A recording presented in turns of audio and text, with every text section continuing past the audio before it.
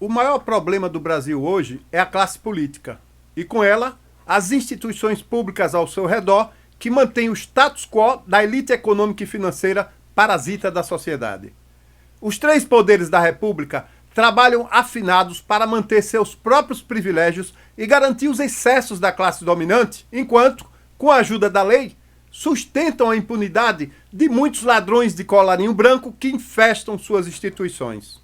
O fato é que a esquerda e a direita da ideologia, um número razoável de corruptos com poder político e econômico, são como que imunizados dos rigores da lei nos tribunais superiores através de filigranas jurídicas e interpretações da legislação tão subjetivas quanto falaciosas, muitas vezes em decisões a cargos de juízes eleitos a dedo pelos próprios réus, mas que estranhamente quase nunca se julgam impedidos, no que resulta um arremedo de justiça supostamente imparcial, mas que só consegue ser cega quando se trata de punir os mais pobres e os desvalidos da sociedade. Hoje, nós sofremos um governo constituído por um exército de políticos estelionatários, psicopatas e traidores da pátria, a fazer orgias secretas de gastos e distribuir propinas a parlamentares a fim de aprovarem leis para espoliarem ainda mais o Estado,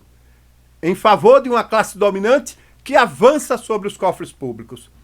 Graças a esses políticos, e vale ressaltar que nem todos são assim, o Brasil agora virou o alvo preferido de uma nova versão do colonialismo. É o neocolonialismo, em que corporações estrangeiras gigantescas, como a indústria petrolífera internacional bilionária, a exemplo da Shell e da Chevron, avançam sobre os recursos energéticos do país, obtendo controle sobre eles graças a políticos entreguistas e traidores da pátria, para que essas empresas internacionais lucrem explorando o povo brasileiro com a venda a preços extorsivos de nossos próprios recursos naturais doados a elas por essa classe política abjeta. Falarei mais sobre isso em um instante.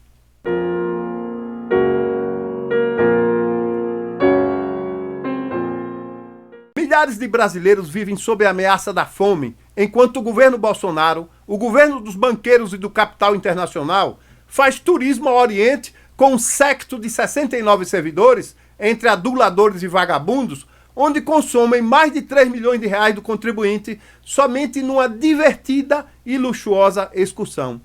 Milhões de pais de família não dispõem hoje do que dá de comer a seus filhos e sequer conseguem comprar 1 quilo de carne de terceira por semana. Mas uma trupe de servidores perdulários e desocupados dos poderes executivo e legislativo se desloca até Dubai, uma das cidades com o custo de vida mais caro do mundo, para passear às custas do dinheiro público. O brasileiro chega hoje ao fundo do poço enquanto governantes traem o povo e destroem a economia nacional. Privatizam estatais lucrativas, controladoras de produtos e serviços essenciais à população, entregam a exploração de nossos recursos energéticos e o controle sobre produtos e serviços essenciais de consumo permanente, como combustíveis, água, energia elétrica, a monopólios e oligopólios de empresas privadas estrangeiras que vêm ao país para predarem nossas riquezas e explorarem o povo e a nossa nação. Temos hoje a energia elétrica mais cara do mundo, a pretexto de crise hídrica e da falta de água nos nossos reservatórios. Na verdade, uma mera estratégia bem-sucedida de um governo de escroques, visando ampliar lucros das geradoras e distribuidoras de energia, que chega ao desplante de fixar uma data futura de abril de 2022 para manter os aumentos nas tarifas de energia, ainda que no dia de hoje um dilúvio possa desabar sobre o nosso país. Uma decisão que lesa o consumidor enquanto atende à ganância por lucros dos especuladores da Bolsa de Valores, dos ricos proprietários das termoelétricas, alguns dos quais políticos, e das bilionárias empresas no controle dos nossos recursos hídricos. A produção e o mercado consumidor dos derivados de petróleo no país, por exemplo, já foi entregue nas mãos da indústria petrolífera internacional, graças a ações de políticos como o senador José Serra, o ex-presidente Temer e o presidente Bolsonaro, tema, aliás, de que nós já tratamos em vídeos anteriores. O fato é que vivemos hoje a nova fase colonial do país, em que nossas riquezas são entregues a estrangeiros sem nenhuma resistência popular ou mesmo de nossas forças de segurança. Riquezas entregues nas mãos de piratas internacionais, inimigos do país, imperialistas espoliadores do nosso povo, para que obtenham aqui gigantescos lucros, provocando o aumento de nossa inflação e do custo de vida. Para completar a expoliação do país, a política monetária do Banco Central, entregue hoje pelo governo Bolsonaro nas mãos dos banqueiros privados, prossegue garantindo a contínua desvalorização do real e o aumento dos juros, desvalorizando nossas riquezas e ampliando a nossa dívida pública, sempre em benefício dos lucros do novo colonialismo. Para completar nossa desgraça, a gananciosa elite econômica que controla o agronegócio aqui no país, entre pecuaristas e latifundiários produtores de commodities agrícolas, destrói nossas florestas impunemente e devastam o nosso meio ambiente, enquanto destinam a maior parte de sua produção ao mercado externo em busca de maiores lucros diante da desvalorização do nosso real. Da produção de carne e de outros alimentos distribuídos ao exterior, a sobra fica no Brasil para ser negociada ao mesmo nível de preços que estas mercadorias conseguem obter em suas vendas externas em dólares. O resultado é o aumento ainda maior do custo de vida, impedindo milhares de brasileiros carentes de adquirirem alimentos de melhor qualidade em nosso país. Com o novo colonialismo liderado por países como Estados Unidos e Inglaterra, o Brasil ruma a passos largos para se tornar uma nova Índia, nação aparentemente rica, mas onde só alguns milhares de cidadãos vivem muito bem, enquanto a miséria se alastra e se observa uma das maiores desigualdades sociais do mundo, num país com população superior a 1 bilhão de habitantes, como é o caso da Índia.